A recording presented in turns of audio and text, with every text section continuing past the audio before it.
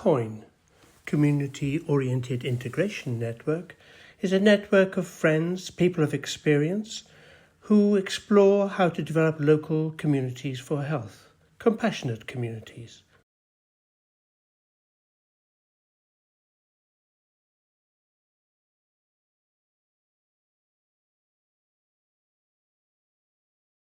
Welcome everybody. My name's Paul and I'm chairing today's meeting. We want to introduce people today in the order of the areas that we've got in mind for the pilot that we want to develop in Brent. Now, the idea is that by getting different parts of the system to routinely communicate with other parts of the system, we can create a collaborative kind of culture, reflective kind of culture.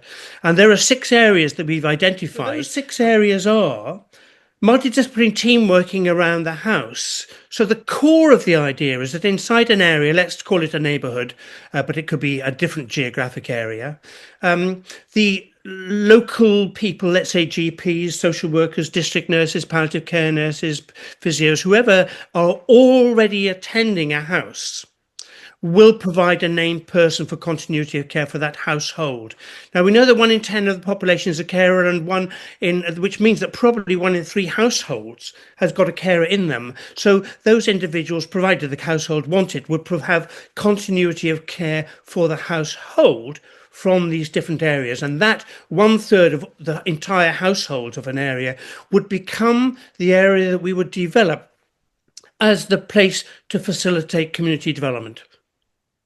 Communities of health around the household, and people with the skills in the local area to be part of the glue of the local society. Thanks, Paul. You mentioned 6 areas there. Yeah, I lost count at about 15 or 20, but anyway, there we go. I'm Chris Brophy. I'm a lawyer with an interest in health and care. Linda Lang, background in higher education and also schools, but particularly multidisciplinary teamwork, which is one of the themes, number 1 theme, in fact, not particularly in the household, but in general. And I think the idea of students going into the home, Paul, is a great idea. Lucy Cope, I guess the main coordinator and administrator for COIN, so you all would hear from me, but as well, big supporter of all of the conversations. You are a community enabler too, Lucy, in the sense that COIN could not operate without you. I mean, you do all of the quiet behind the scenes stuff. You know, when you go to a park and you see children playing around and enjoying themselves, and you see the parent or the carer or the whoever quietly looking as though they're doing nothing on the bench. Of course, they're doing everything. They're holding the place for the children, but we rather forget them. So you are our community enabler. And sorry, I'm a bit late. I've had a very busy time. I went to Everton again last night, Chris. Stayed overnight at my son's. Just dressed back after a meeting and then watched Tony Blair's Institute talking about AI in medicine. Every time you go, David, Everton lose. Yes, they did. Anyway, I was going to talk about Tony Blair. Anyway, hello everybody. I used to be a GP. Now I'm just, as Paul said, I'm not sitting on the bench in the park, but not with kids, just on my own. Right, Steve Rice. I'm a retired academic GP. I used to work in Brent, only about 30 years worth, and I live in Brent, and that's probably nearer 40 years worth. Yeah, I'm Sanjay Gupta. I'm a retired psychiatrist and also a fellow of the Faculty of Public Health with a long-standing interest in integrated care. 3 weeks ago, I was in the home of a very close friend who was dying. He had a rapidly advancing cancer, and I'm in his home. He's a musician. His name is Eric, and I'm holding his hand, sitting in the corner of a smallish room in his flat, and people come along. They knock on the door, mostly uninvited, mostly musicians. They live chaotic lives. He's a musician, and I would let them in. They come in, they bring gifts and well-wishing, and then they're crowded in this sort of kitchen area, and it was sort of very nice. And this is the punchline in a way, they didn't know what to do. So they started walking around, talking to each other, forming different groups. And then over 5 minutes or so, they organised themselves. And I'm talking about really top good people, right? So this is not any way a criticism, but there was no facility to be a community enabler is the point here. So they started then talking to each other. And the next thing was, well, who's caring for him at night? And what's happened? And then they started moving into that objectifying of my friend Eric, who's sitting right by them. So, and I was thinking, this is what happens all the time. This is what doctors do around the bed of a patient in a hospital. What anyone does when they come to a party and feel uncomfortable about joining them. So they were doing that. And then, even one person who I like very much, a very close friend, she got completely running away with some kind of thing, perhaps precipitated a bit by anxiety, but something that my friend Eric really didn't like. And he couldn't speak because he was rather sick. And I was saying, you've got to stop saying this because he doesn't want you to say this and it's wrong anyway. So I could see how very, very easily any human situation fragments into different views, different versions of the event, and kind of stuff that doesn't work. Then somebody started playing a guitar.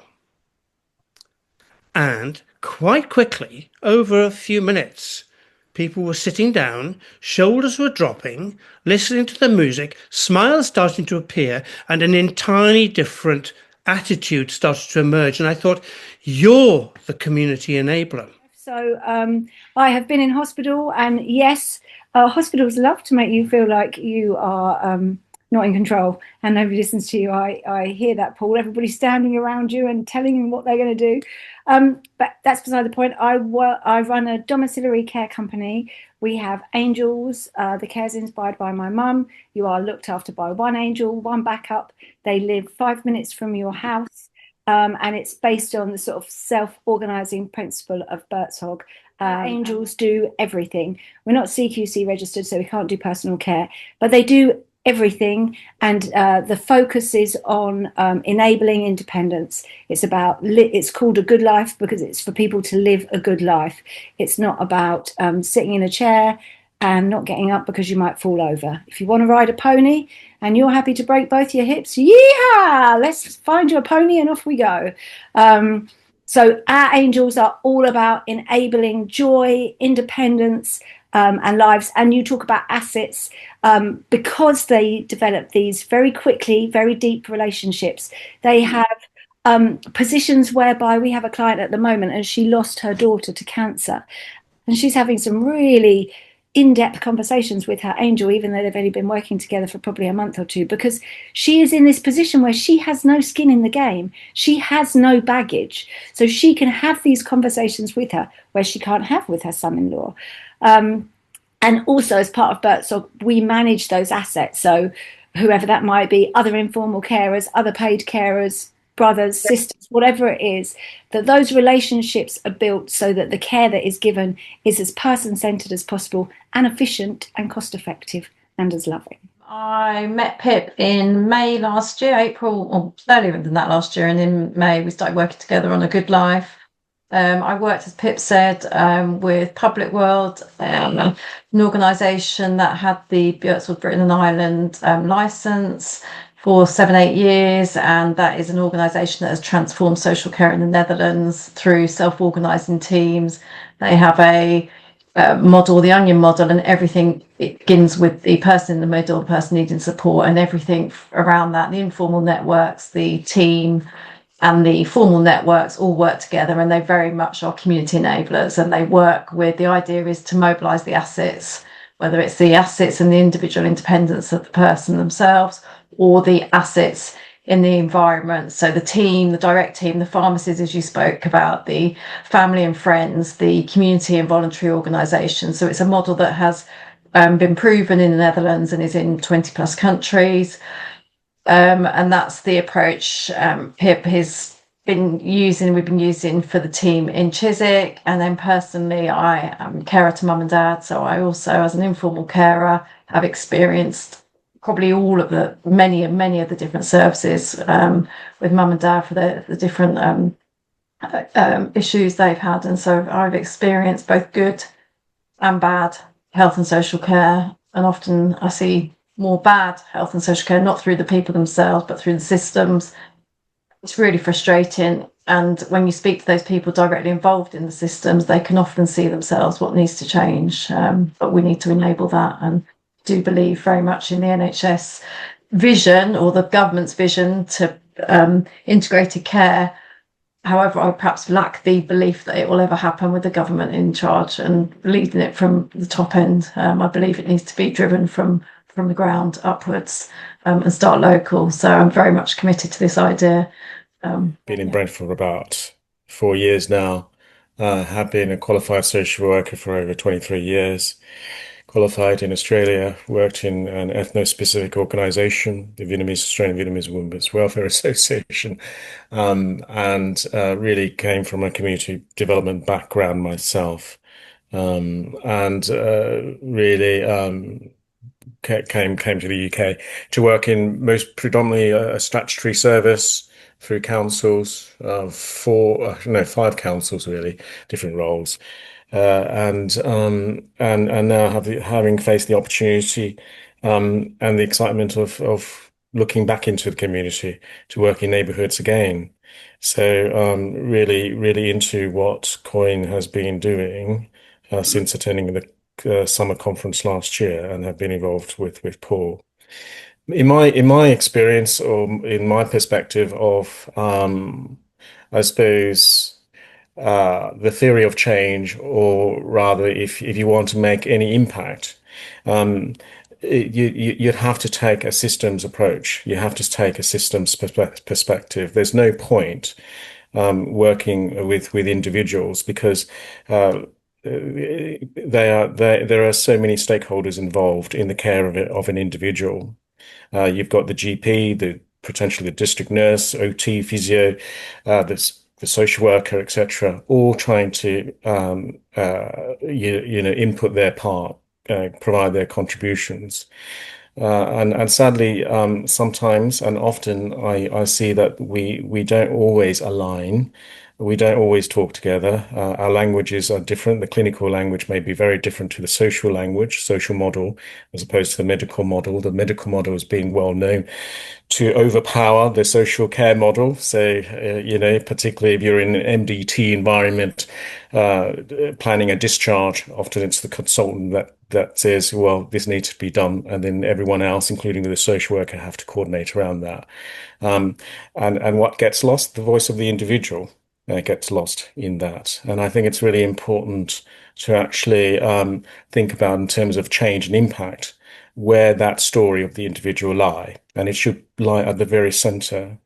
So in my view, it's not only just systems that we need to think about, but different levels and different players, but also where these stories land, where should they be within the system.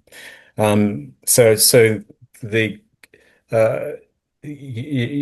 kind of fourth generation evaluation is similar to what I would regard as participatory evaluation kind of methodologies, where it's very much constructivist, where you actually need to listen to the stories of the stakeholders, including the people that you're supporting, and understanding where they're coming from, and coming to some meaning of what that is, of what that change is.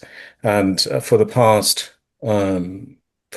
year, our team, the transformation team within Brent, has been working with Fiona Verity. Unfortunately, she can't make it.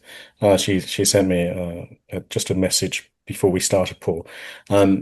But Fiona comes from a community development background like myself, and we value the kind of the participatory elements of evaluation work.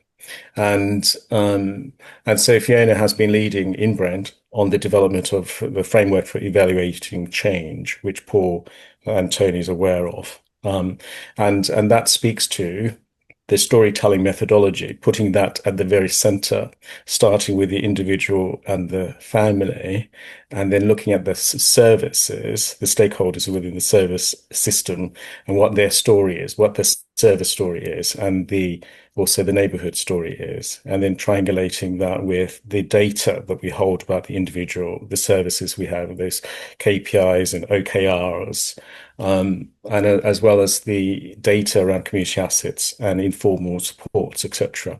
That's in the community, and then understanding what works, what doesn't work for the individual and the family, and then working towards impacting some changes that hopefully would make a difference. But it's not just one cycle of learning and collaboration, but it's a series of cycles. So what you may have heard Paul said in the past and others within the Coin group, it's a cycle of collaborative learning and collaborative of change. And that's quite exciting, because I think that's where we need to be now. So coming back to that theory of change, where it's very static, we start with a proposal to government that this is where the status quo is, and this is what we want to improve. So this is where we are. This is the change we want. But what's missing in between is that journey of learning, collaborative learning, and that's exactly what we need to describe, and that's where we're at. I think so. In the framework for evaluating change, it's about that storytelling methodology that describes and articulates the route to change, which is much more collaborative, much more participatory. And I think it's much more effective. I think the local authority, in my mind, is a enabler and facilitator. So we should enable and facilitate what is already happening in the community. Where are our strengths in the community? Who are our leaders? Who's doing what? And identifying people like, for instance, Gabriela Ramos, who has been working with a Portuguese-speaking community in Brent, using more or less the Brazilian worker model for community well-being, and she herself has single-handedly made an enormous impact. So it's really about identifying individuals or community leaders or things that already are happening, and then utilizing that, and then identifying what is it that they need, and then learning from them, and then asking the question, well, what can we learn from them as a service, and what is in the neighborhood that we can learn from that makes this work? One-time GP in Brent as well, along with Paul and Steve. I live in Brent, in Harlesden, which is one of the neighbourhoods that Duke's just been talking about. But what I've been doing recently is leading a campaign for Brent, the borough of Brent, to sign up to be an age-friendly borough, which is a WHO-sponsored thing. There are 8 domains, and we had a long co-design period. We had a big launch event and lots of people around tables coming up with the things that really mattered to them. Things like public transport, seating, public toilets, digital inclusion.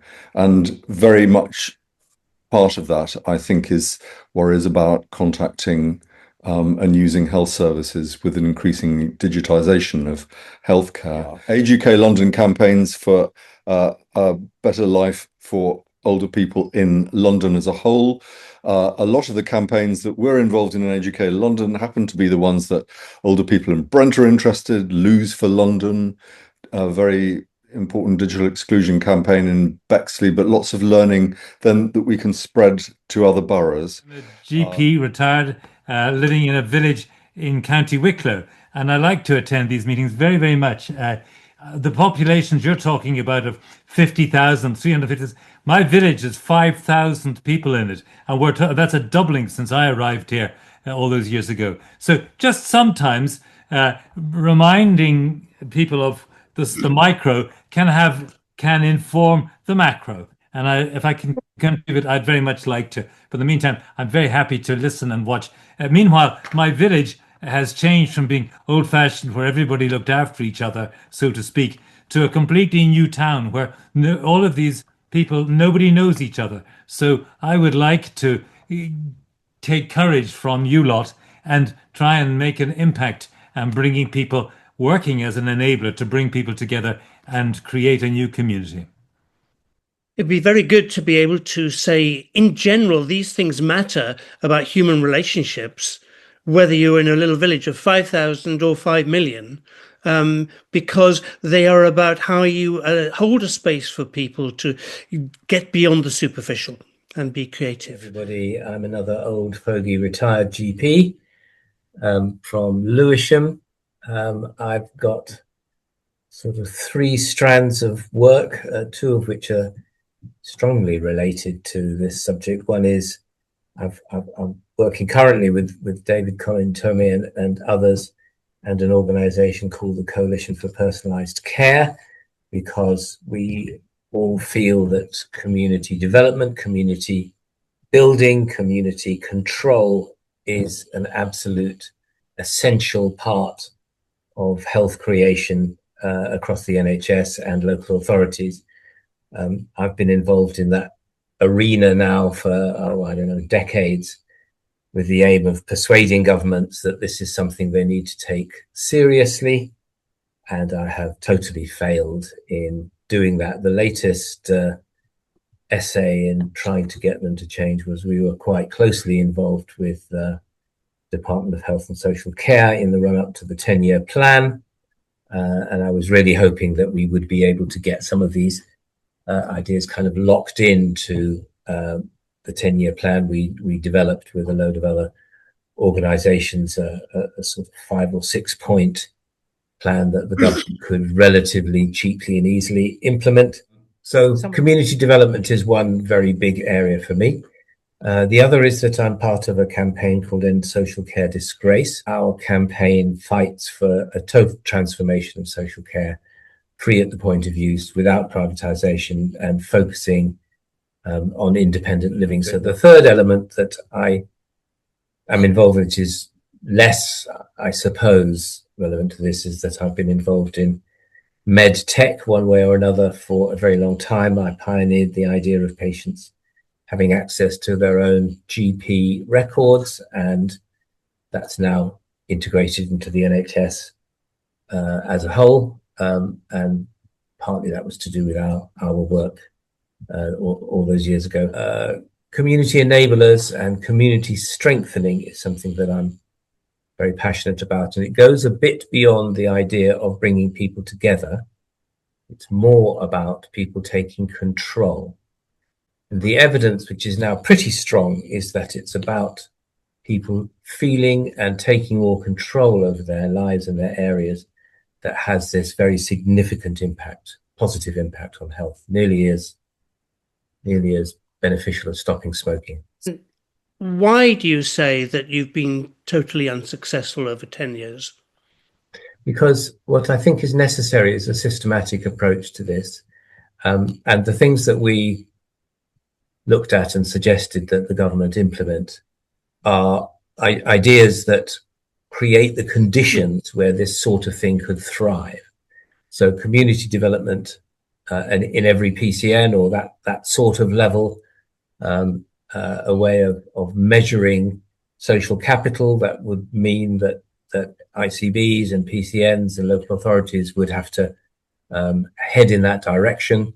Those kinds of things, so generic changes that would, if they were all implemented together, would mean that each area had a commitment and an incentive and an understanding of why, that they should take this on.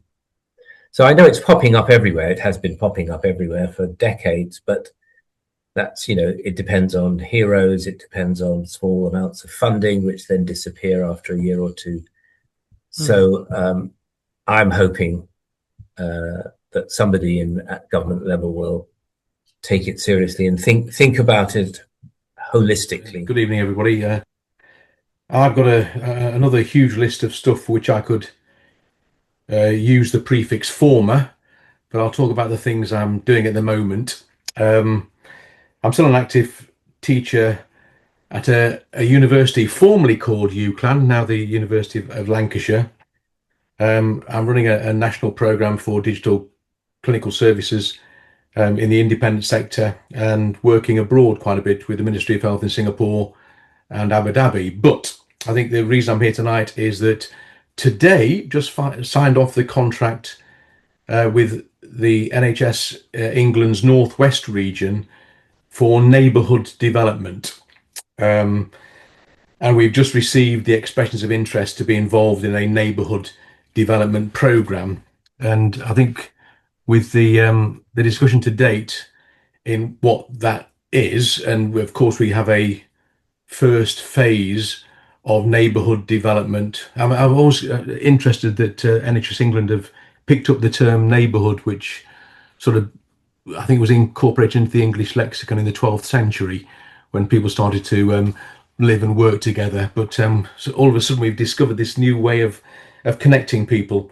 But we've had expressions of interest which we can't cope with, and maybe offline we can talk about the detail of that. And interesting, those applicants to be part of a neighbourhood development, when we're looking through the applications, the words town, borough, place, locality, practice, primary care network, neighbourhood are all interchangeable, which sort of says they've got no idea what the construct is, but we're looking to do something that is much more functional, that demonstrates the impact of this neighbourhood concept, which of course is an NHS England concept.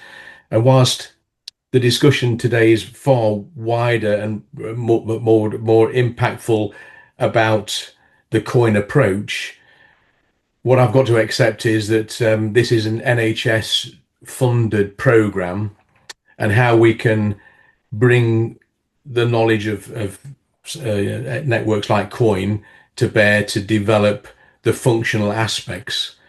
The impact of neighbourhoods in the 10-year plan, which was just published in January, in the opening line talked about the 1990 creation of the internal market, and started to talk about how you shift services aligned with payment reform. It then forgot about it in the other 81 pages.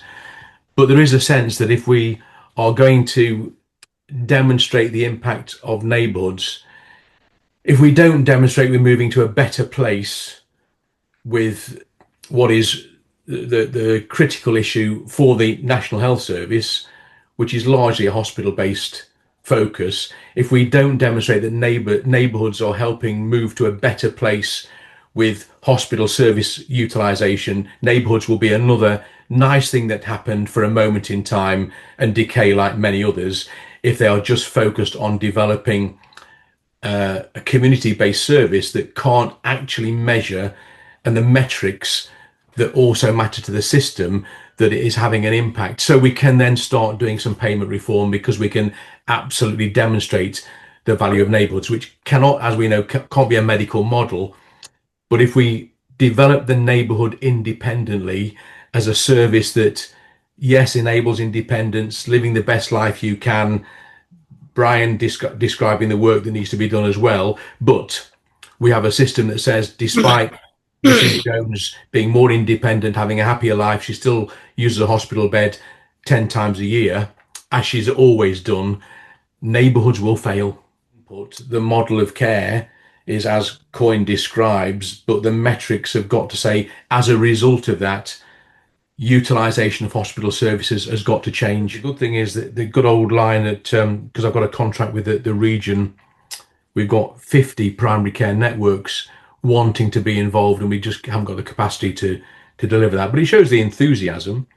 I think the region have recognised that the group, there's a group of 10, hopefully if David joins, that'll be 11 of us who will be mentoring, facilitating the development of neighbourhood-based service, but also bringing in the metrics of success that will have an impact on hospitals. So the ICBs who have signed up to it are South Cumbria and Lancashire, Cheshire and Mersey, and Greater Manchester.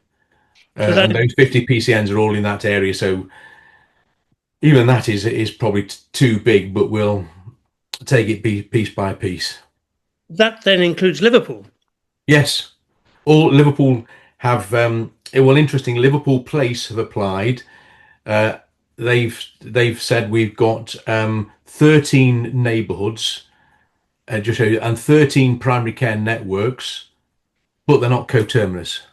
Yes. I absorb an awful lot of the experience, expertise, the different perspectives, and I've worked, I suppose, just also a huge passion in community coherence, connection, collective action, in order to solve the world's wicked problems. These are things that we cannot solve on our own. So I'm just been really, really interested, not just, I suppose, in the community development aspect of it, but in the system development, or taking a community development approach to system change, or so forth. So I've worked therefore in many different settings and contexts, trying to just see how I can piece together the whole system and see how how it all knits together, and understanding all the different power dynamics that exist from top to bottom, left to right, and everything in between. Last 3 years, I moved to Northern Ireland, or the north of Ireland, depending on who you go and speak to. But right in the middle, in a really rural area. So County Derry, I think, Craig, you were mentioning Wicklow. Been down to Wicklow, love, beautiful part of the world. But yeah, up in Derry here, even smaller than your town, so 2,500 people would be our local area in Draperstown. The surgery is there, probably covers 8,000 patients altogether, which is lots and lots and lots of little rural townships. But my interest in coming today and in listening to this is, and particularly the last 3 years since I moved to Northern Ireland, I just spent the last 3 years building relationships across all different parts of the country, going really deep in my local area, doing some of that community enabling, doing some of that community connecting, but also sort of really deliberate system connecting in the local area, bringing together groups in the local forum, working with, from schools to businesses, and working with the local GP, through to sitting on the Population Health Committee of the Northern Healthcare Trust here, which is the largest rural trust in Northern Ireland, probably one of the largest rural trusts across the UK as well, which then gets me into sort of system and national policy, which is very interesting because in a devolved context in Northern Ireland, we're only about 1.6, 1.8 million people here. So it's a very small place. So it gives me an opportunity to work from top to bottom, and everything literally is one or two people removed.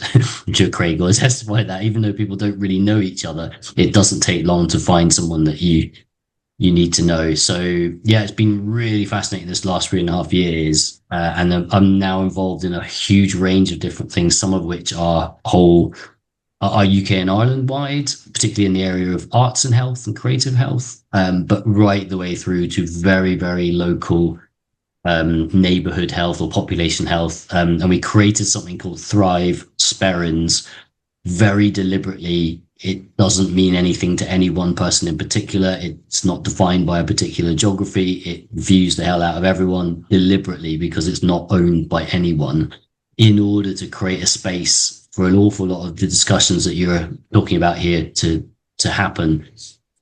I've taken time to basically strategically place that as one of the key priorities of the Northern Trust's Population Health Committee, but it's also the priority of the local forum and the local groups and everything in between. So cluster it, I think, was one of the key things I read in the document, is that it's about how we can do as many, if not all of these things all in one place. In order to do this, I need a group of people like this in my local area, as well as a group of people like this above my local area and around it and so forth. So I spend my time just finding the other community connectors, the other imaginal selves, the people who are looking at that future that's different. So yeah, that's what I do. I'm John Climo. My background, I guess, is in VCSE senior leadership and kind of community development. And what that's meant is I span quite a lot of different things between kind of health and social care and the voluntary and kind of community sector in different hats and different guises.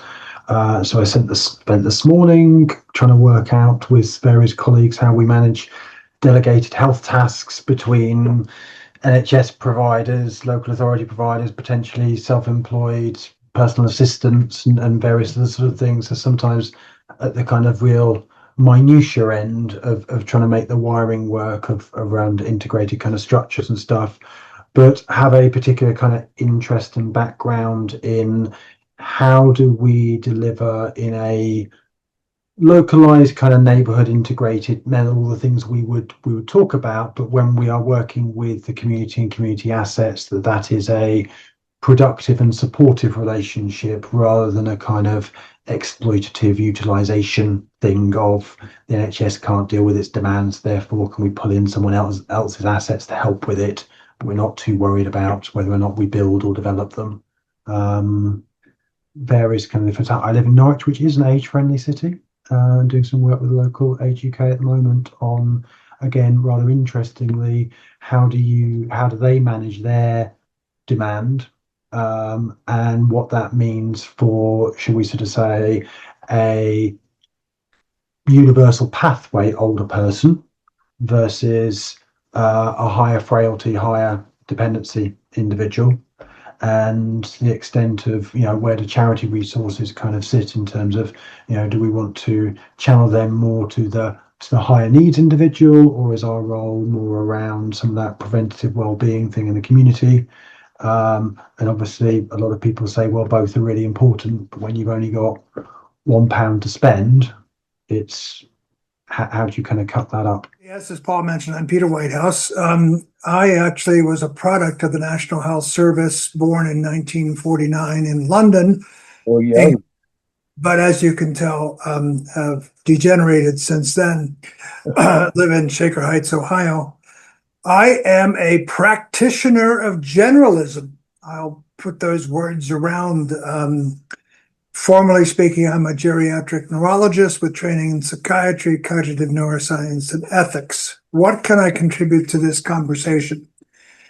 The first is, actually, I'm practicing to be a caregiver and to be cared for, given that my wife and I have decided to age in place in our large house. But I've been involved largely through the lens of older people, with dementia-friendly communities, age-friendly communities, and then I learned that pediatricians are doing child-friendly communities. So very early on, I said, why don't we just have friendlier communities rather than compartment our efforts? However, it's not over, because I met Paul in part because of my love of trees. And I would say, here's one thing we've not got to forget. I am actually a member of the Great Lake Erie Southern Shore bioregion. There is an international effort to help us, it's gone through several phases, human beings realize that our communities exist in the broader natural community. So I am actually part of a movement for a tree-friendly community. In my city, of the Cleveland went, from 30% of tree canopy to 20%, and everybody's facing that.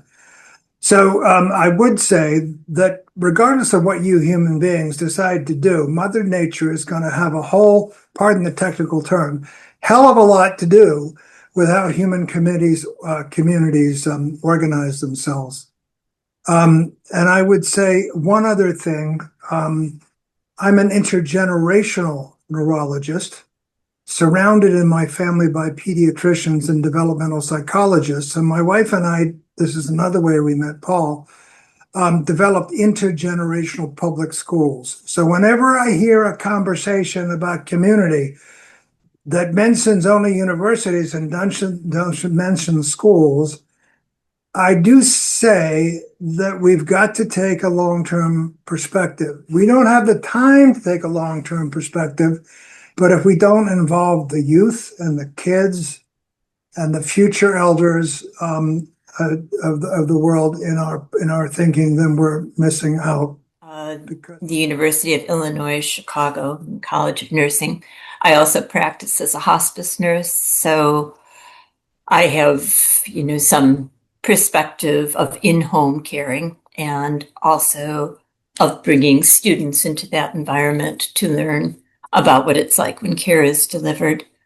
In the home, in our hospice model, we are very nursing centric. And so nurses are really the pivotal, pivotal profession for the outreach to other services in the home. My interest in restorative justice comes from work that I have done both through the university and also as an individual volunteering in prisons, in jails. And while my interest originally came from wanting to better understand an alternative to our criminal justice system here in the United States. It quickly developed into an interest in primary prevention and community building and what we can do on a community basis to keep people out of detention and jail and prisons. So I have been interested in restorative justice. I've done training in restorative justice over about the past 8 or 9 years. I have done what I have been able to do to introduce it in the educational setting as well. Learned a lot from what Northern Ireland has been able to do within their educational system in terms of introducing restorative justice into their curriculum and starting at a very early age.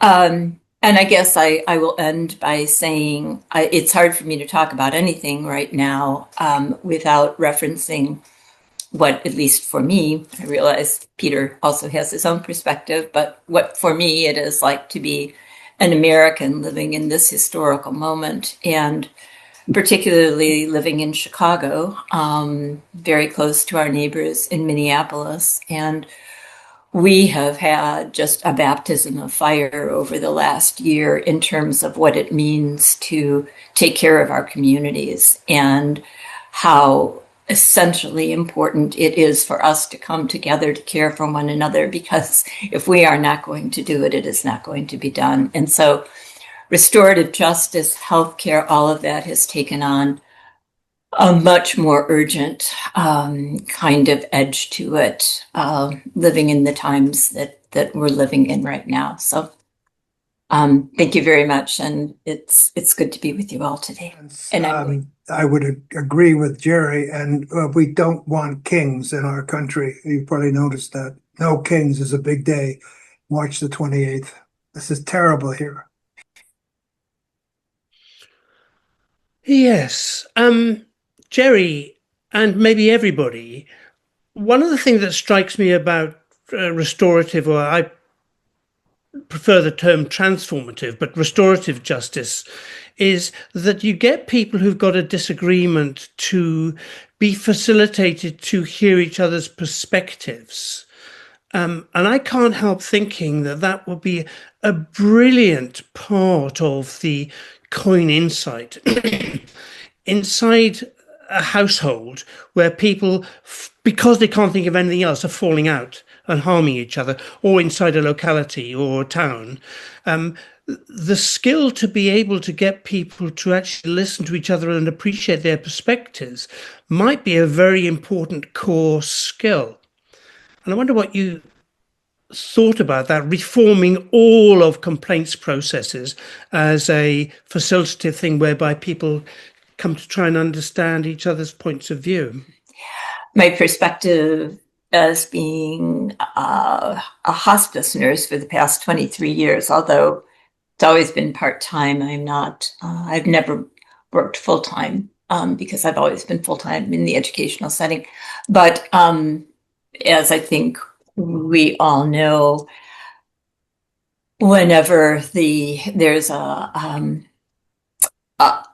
threat to the integrity of the family structure, it just opens the windows for all sorts of conflict and familial dysfunction that might have been kind of kept at bay or buried for a while. And so there's often, and again, my area is end of life, so there's a lot to manage at that point. But I think we don't do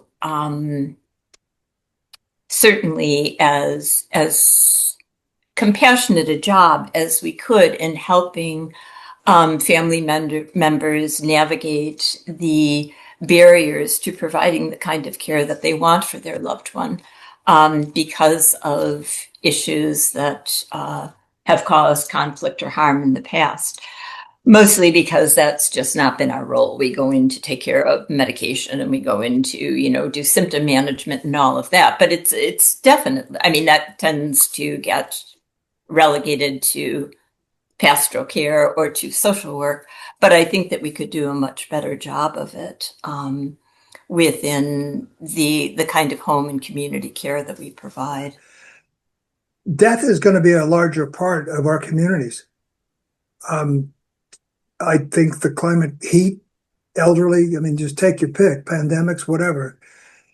So I do think that communities are going to have to think more deeply about how we deal with that part of life.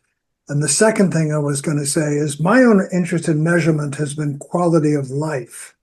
I started that in the Alzheimer's field and pioneered that. And I never said quality of life. I always said quality of lives, because we always had to measure what was happening to the care. Thank you, Paul. I thought you'd like that. The caregiver and the person with the cognitive challenge. But I would say I was quite excited when England, I guess that's right, rather than United Kingdom, maybe I'm wrong about that, took on well-being as a central concept for measurement, because that's where I think we should be headed. I started studying quality of life because I figured we would run out of science, particularly when we ran into the economists with quality of life adjusted years.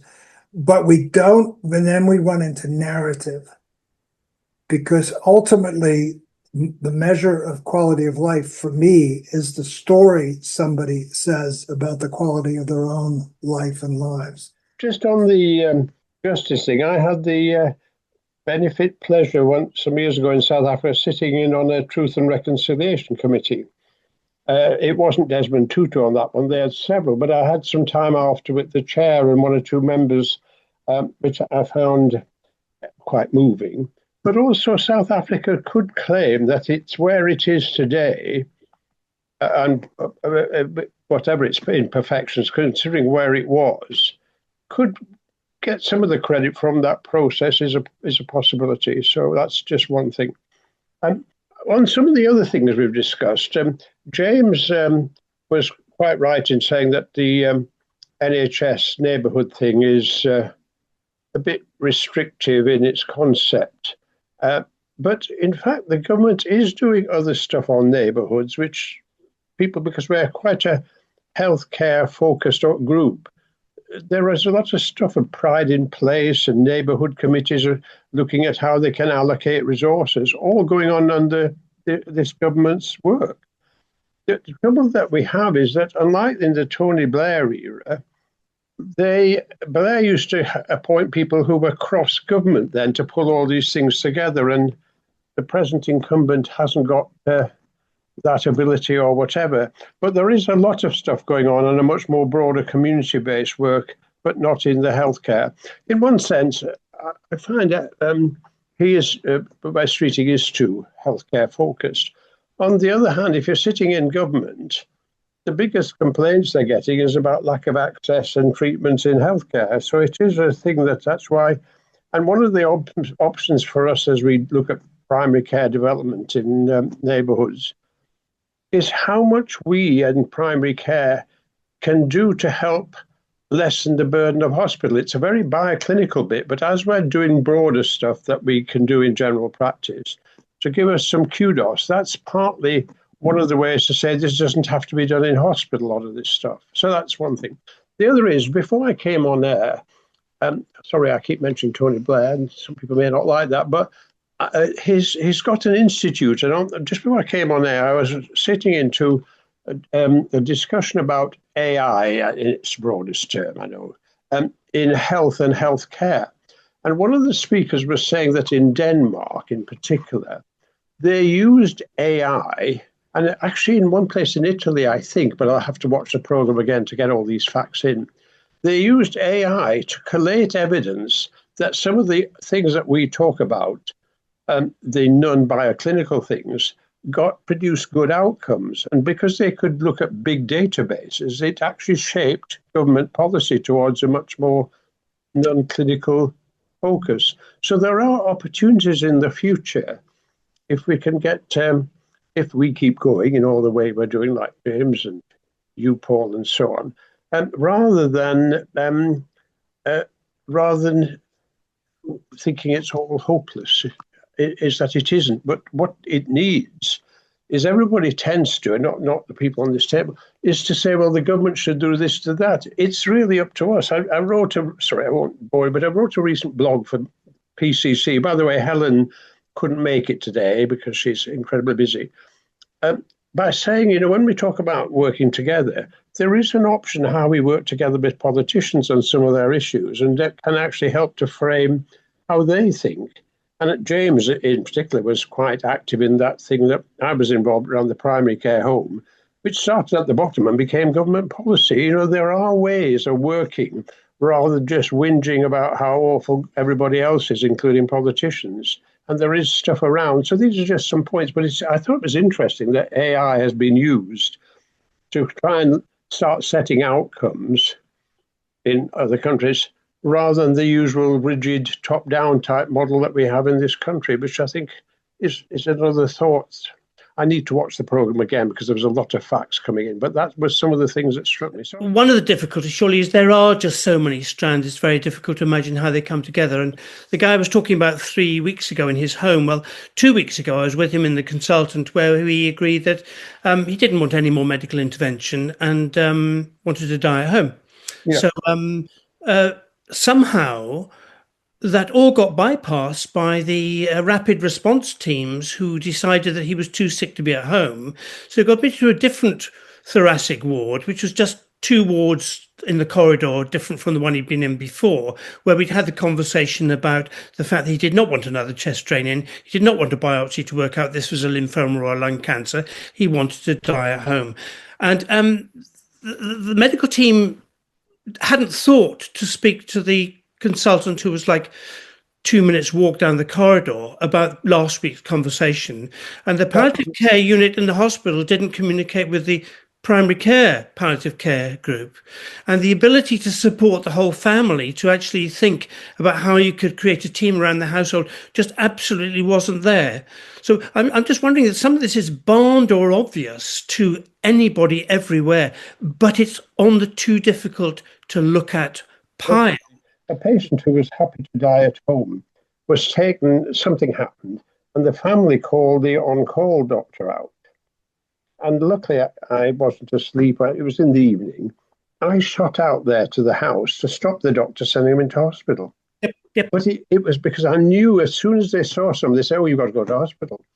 And then he'd have had drips put up and Christ knows what. It's this atomization. That's why some of the coin stuff of how can we work, and you were talking about transformative justice, are key bits. But there is more hope in government than you might think. Very quickly, picking up on that point about it's not just the healthcare, it's about the social care. And I think one of the issues I have, and I do lots of meetings of this nature with various different groups of people doing really good work in different places. And on that point, what I'd say is I often find that actually there's really good people like yourselves around this table doing great work. And then I'll sit in another meeting where there's the same. There's a lot of shared knowledge, but also duplication across the country and even amongst local authorities, where if actually they spoke to each other and there was more opportunity to do so, some of the lessons and some of the test pilots and projects have already been done, and actually we just need to take the learnings from those.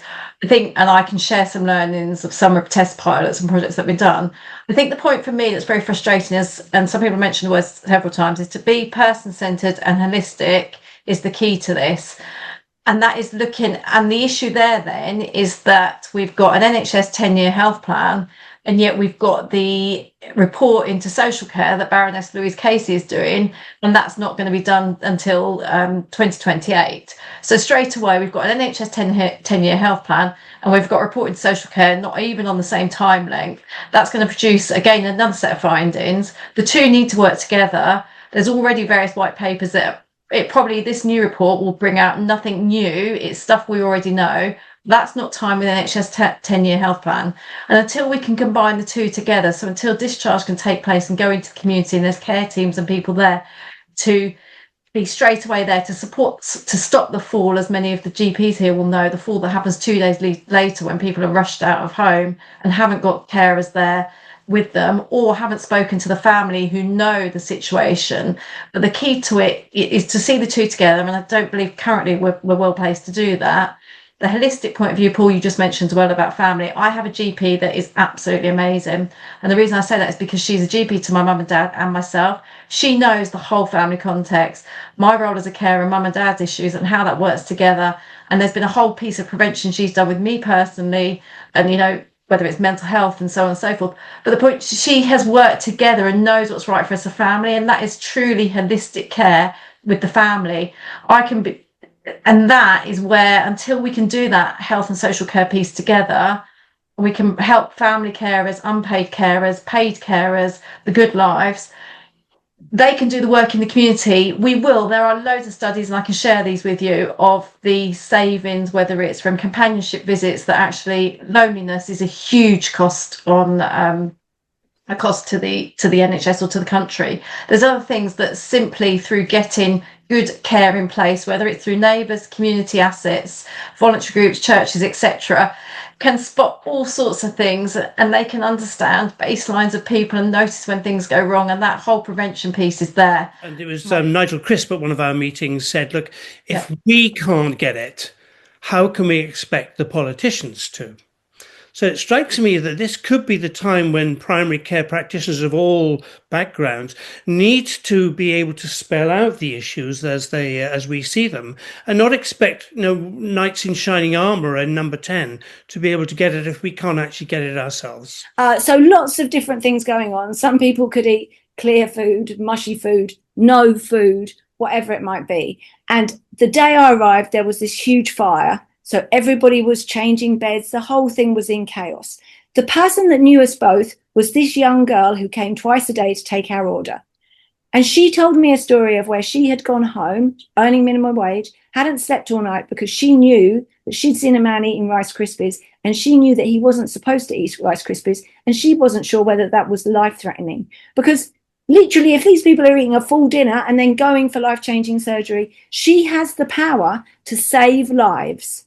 And because of the structure and the hierarchy of the NHS, for a lot of the nurses, she felt that she wasn't able to say, oh, actually, I think that person is ill by mouth, because she didn't want to upset anybody or ruffle any feathers. So just the sheer fact that she wasn't in a position where she felt like she could ask a stupid question meant that she was potentially putting people's lives at risk, and she was carrying the guilt and weight of that at £13.50 an hour. The issue that we're struggling with in what is a very centralised country, and we've had it historically for ages, you know, even local government is funded by centralism, and, you know, but colluding by always saying the government should get this right. It's we who should be doing the development. And it's us who can build up from. That's why it's all on James now. But when we did that thing like primary care home, and there's other examples, it's us, because complexity can only be handled locally. And we collude with this by saying, well, the government's got to sort this out. It's almost impossible at that level. We are setting up the stage for the March the 31st meeting, and please communicate with each other in between times around what are the skills that are needed to be able to make this work. Things I've got here is that, you know, we must work with James in the northwest of England, Liverpool. We must make Brent work. We must find the language to explain why communication and integration matters, and how to do it. And I don't mean integration, hard integration, but also standing back and learning from and with each other. We need an enabling system, not a controlling system, although some control is sometimes needed. And evaluation, which we need Fiona Verity again for, needs to include comparative case studies whereby different neighbourhoods, or whatever we call them, are able to compare things like urgent hospital admissions, length of stay in hospitals, place of death, control of diabetes, and get the local people who are thinking about their strategy together to reflect on what that might mean about what they do and what